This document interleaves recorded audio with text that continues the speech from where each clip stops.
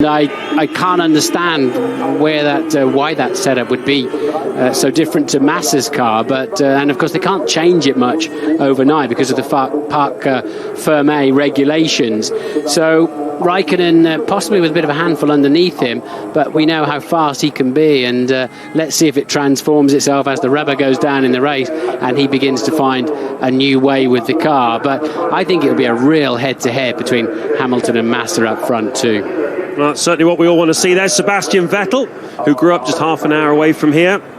One of 5 German drivers in the field. David Coulthard in the top 10 again in Red Bull in his Indian summer of his Grand Prix career. Jenson Button, reasonably pleased with 14th. Honda not the quickest car at the moment. A lot of the effort being focused on next year. Rubens Barrichello, that's his worst qualifying performance of the season, actually, coming off the back of that podium in Silverstone. So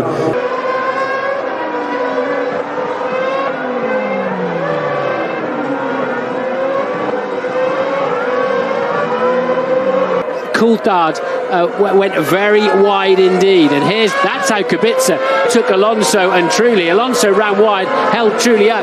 Kubica had the pair of them. And you have to give a lot of credit to Trulli. Here comes Alonso attacking him, and he's side by side. Whoa, that was close.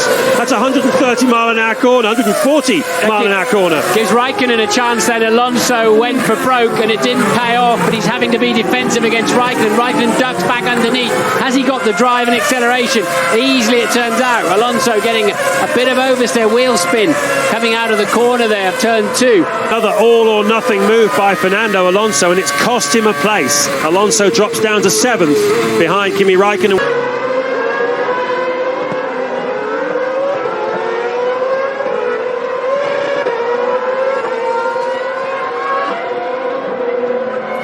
Everyone was desperate to gain position and not to lose it. Vettel was determined to get ahead of Alonso, and he did it, even if Fernando was more than a little disgruntled.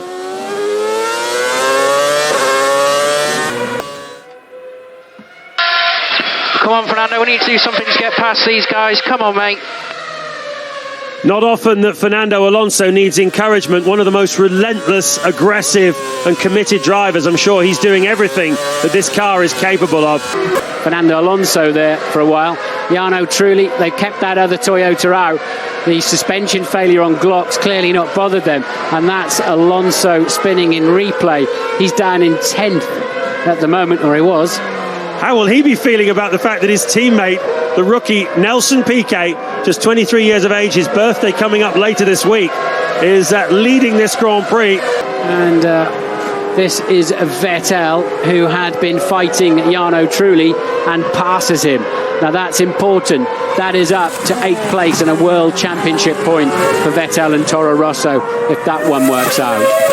And I think that will make him smile the most. And there you go.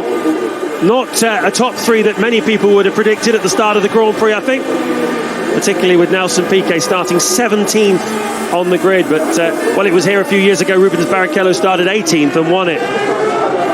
But it's all about the safety car, it's about tactics, and a brilliant move there by Pat Simmons and his Renault strategy team to put Piquet in the race. Another fabulous performance by Heifeld in 4th place. Kovalainen, again, on a day when his teammate has dominated.